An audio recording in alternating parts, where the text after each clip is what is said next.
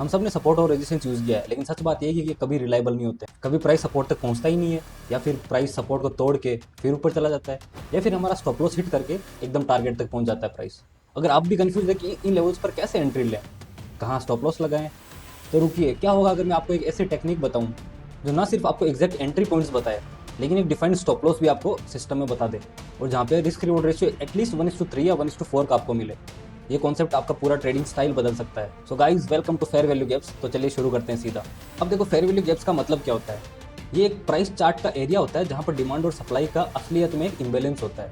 इसका मतलब है कि प्राइस बहुत तेजी से मूव करता है और पीछे एक गैप छोड़ देता है। देखो, प्राइस का गैप कैसे बनता है। जब बिग प्लेयर्स या फिर बड़े इंस्टीट्यूशंस या हेज फंड कोई बड़े ऑर्डर मार्केट में डालते हैं ना, तो प्राइस बहुत तेजी से ऊपर या नीचे चलता है, लेकिन उस प्रोसेस में ना कुछ लेवल्स टच नहीं होते हैं, और इन्हीं अनटच लेवल्स को है ना हम फेयर वैल्यू गैप्स कहते हैं। अब सवाल आता है कि इन गैप्स को आइडेंटिफाई कैसे करें, how to spot fair value gaps. तो देखो, जो फेयर वैल्यू गैप होता है ना, ये 3 कैंडल स्ट्रक्चर होता है। जो फर्स्ट कैंडल का हाई या लो हो गया, और जो थर्ड कैंडल का हाई या लो हो गया ना, ये टच नहीं करते हैं। तो इन दोनों के बीच में जो गैप होता है ना, इसी गैप को हम बोलते हैं फेयर वैल्यू गैप। अब यहाँ इस एग्जाम्पल में देखिए, ये पहली एक एक डोजी टाइप की कैंडल है या फिर रेड कैंडल है, सेकंड ग्रीन कैंडल है, और थर्ड भी एक ग्रीन कैंडल है। लेकिन ये जो फर्स्ट कैंडल का जो रेड का जो हाई है ना, और जो थर्ड जो ग्रीन कैंडल का लो है ना, गैप इनके बीच में ना एक अच्छा खासा गैप है, और इस गैप को हम बोलते हैं fair value gap. Fair value gap है ना, बेरिश फेयर वैल्यू गैप हो सकता है, बुलिश फेयर वैल्यू गैप हो सकता है। जैसे यहाँ पे आप चार्ट में देख रहे हैं, यहाँ पे एक बुलिश फेयर वैल्यू गैप है, और यहाँ पे आप देख रहे हैं ये एक बेरिश फेयर वैल्यू गैप है। तो फेयर वैल्यू गैप्स कहीं पर भी हो सकते हैं। एक और एग्जांपल देखते हैं। यहाँ पे आप देख सकते हैं कि ये ग्रीन कैंडल है, उसके ऊपर एक वापस ग्रीन कैंडल है, और एक थर्ड ग्रीन कैंडल है। ठीक है। तो ये जो थर्ड और जो फर्स्ट ग्रीन कैंडल है ना, इनका जो हाई और लो है ना, इनके बीच का जो गैप हो गया, इसको हम बोलते हैं फेयर वैल्यू गैप। इसके अलावा एक और एग्जांपल देखते हैं। यहाँ पे एक रेड कैंडल है, उसके बाद में वापस एक रेड कैंडल है, और एक थर्ड रेड कैंडल है।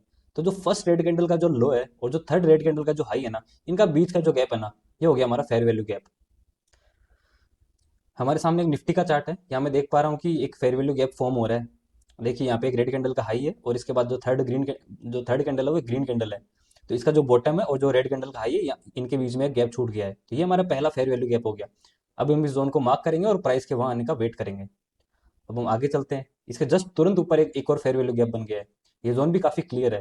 अब हम सेकंड जोन मार्क करेंगे और थोड़ा वेट करते हैं। अभी आप यहाँ पे देख सकते हैं कि जो प्राइस है हमारे सेकंड फेयर वैल्यू गैप में एंटर कर रहा है, और वहाँ पे एक बुलिश रिएक्शन आता दिख रहा है। अब यहाँ पे हमारी पहली फ्रेश लॉन्ग एंट्री कर सकते हैं। अब चार्ट पर आगे देखते हैं। यहाँ पर एक और थर्ड फेयर वैल्यू गैप भी इसके तुरंत ऊपर बनता दिख रहा है। ये जोन भी हम मार्क करेंगे और प्राइस का वहाँ पे आने का वेट करेंगे। जब प्राइस इस जोन में आता है, तो वहाँ पर भी एक बुलिश रिजेक्शन देखते हैं। और अब यहाँ पे आप कुछ पोजीशन ऐड कर सकते हैं। अगर किसी ने अगर सेकंड फेयर वैल्यू गैप के अंदर अगर एंट्री ले ली थी, तो वहाँ पे वो अपनी पोजीशन ऐड कर सकता है, या फिर यहाँ पे एक फ्रेश एंट्री भी ली जा सकती है। तो अभी तक आप देख पा रहे हैं कि प्राइस है ना कंसिस्टेंटली फेयर वैल्यू गैप्स को रिस्पेक्ट कर रहा है। अब आप देखिए, थर्ड जोन के ऊपर एक और फेयर वैल्यू गैप बन रहा है। इस गैप को भी हम मार्क करेंगे। अब हमारा फोकस प्राइस के इस जोन में आने पर होगा, जहां पर हम वापस पोजीशन ऐड कर सकते हैं या फिर फ्रेश एंट्री भी ले सकते हैं। तो प्राइस ने यहाँ से भी एक अच्छा खासा रिएक्शन दिया है। अभी तक हम 4 जोन्स आइडेंटिफाई कर चुके हैं, और मार्केट कंसिस्टेंटली हायर मूव कर रहा है फेयर वैल्यू गैप्स के अंदर रिएक्ट करते हुए, और हर एक फेयर वैल्यू गैप को रेस्पेक्ट कर रहा है सिवाय एक के, फर्स्ट वन। तो अब आप पूछो कि भाई फर्स्ट जोन का क्या होगा, क्या प्राइस वहां तक वापस आएगी या नहीं। अब देखिए, price finally first fair value gap zone में वापस आता है, और एक स्ट्रॉन्ग रिएक्शन के साथ आता है। और आप वहां का रिएक्शन भी देखिए, एक अच्छा खासा बुलिश रिजेक्शन वहां से देता है। ये रिएक्शन आपको ये कंफर्म करता है कि फेयर वैल्यू गैप सिर्फ एंट्रीज के लिए नहीं है, बल्कि लॉन्ग टर्म रिवर्सल्स को भी आइडेंटिफाई करने के लिए बहुत काम में आते हैं। अभी देखो, हमने 3 बार लॉन्ग एंट्री प्लान करी। ठीक है। अगर कोई बंदा अगर टॉप पर अगर उसने शॉर्ट किया होता, तो जो हमारा फर्स्ट फेयर वैल्यू गैप था ना, वो यहाँ पे अपनी प्राइस को आराम से बुक कर सकता था। तो ये जो फेयर वैल्यू गैप्स है, ये सिर्फ एंट्रीज के लिए नहीं है, ये एग्जिट के लिए भी एक परफेक्ट प्लेस की तरह काम करते हैं, जहाँ पे आप अपनी लॉन्ग लॉन्ग या शॉर्ट पोजीशन को आप एग्जिट कर सकते हैं। अब देखिए, कुछ की पॉइंट्स मैं आपके साथ और शेयर कर देता हूँ। पहला तो ये है कि आपको फोर्सफुली नहीं ढूंढना है। जितने फेयर वैल्यू गैप्स आपको आराम से दिख जा रहे हैं ना, बस उन पे ही आपको फोकस करना है। वही है जो आपको प्रॉफिटेबल ट्रेड्स लेने में मदद करेंगे। ऐसा नहीं कि आप आंखें डुबाए घुसे जा रहे हो, देखे जा रहे हो कि हाँ भाई कहाँ पे दिख रहा है, कहाँ पे दिख रहा है, कहाँ पे यहाँ पे दिख ही नहीं रहा, पर फिर भी आप देखे जा रहे हो कि कुछ तो मिल जाए। पर ऐसा आपको नहीं करना है। जो जोन्स आपको एक बार में दिख जाए ना, जो आपके एक ही बार में नोटिसेबल हो ना, वही जोन्स आपके लिए इंपॉर्टेंट है। अब सेकंड पॉइंट, सारे फेयर वैल्यू गैप्स बराबर इक्वली काम नहीं करते हैं, सारे जोन्स बराबर नहीं होते हैं। जो जोन्स हमारे ट्रेंड के फेवर के अंदर है, ऑब्वियसली वो ज्यादा पावरफुल होंगे। बट उनके अंदर भी जो जो लास्ट स्टेज वाले होंगे ना, मतलब जिस साइड के अंदर हमारा ट्रेंड चल रहा है, जैसे अगर ऊपर ट्रेंड चल रहा है ना, तो जो नीचे वाले फेयर वैल्यू गैप्स होंगे ना, वो उतने ही ज्यादा पावरफुल होंगे बजाय उनके कि जो टॉप पर बन रहे हैं।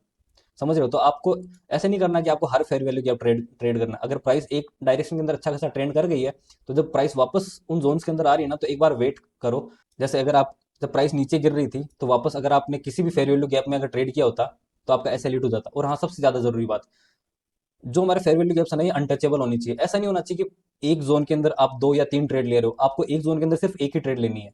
और आपको स्टॉप लॉस हमेशा या तो फेयर वैल्यू गैप के जस्ट नीचे रख देना है, या फिर जो कैंडल वो जो फेयर वैल्यू गैप फॉर्म कर रही है ना, उस कैंडल के नीचे आप रख सकते हो। आपको कभी भी मार्केट के ओवरऑल कॉन्टेक्स्ट को इग्नोर नहीं करना है। आप ऐसा भी ट्रेड कर सकते हो कि हर एक जोन के अंदर ना आप थोड़ी थोड़ी क्वांटिटी ऐड करें, जिसके अंदर इनिशियली ना आपका स्टॉप लॉस बहुत छोटा रहेगा, और आप कंटिन्यूसली है ना उस हमारे स्टॉप लॉस को आप ट्रेल कर सकते हो, जो रिसेंट जो फेयर वैल्यू गैप से जो रिएक्शन है वहां तक। इससे क्या होगा, आपका स्टॉप लॉस हमेशा छोटा रहेगा, ट्रेल होता रहेगा, और आपका जो स्टॉप लॉस होगा ना वो हमेशा डिफाइंड रहेगा, आपके हाथ में रहेगा।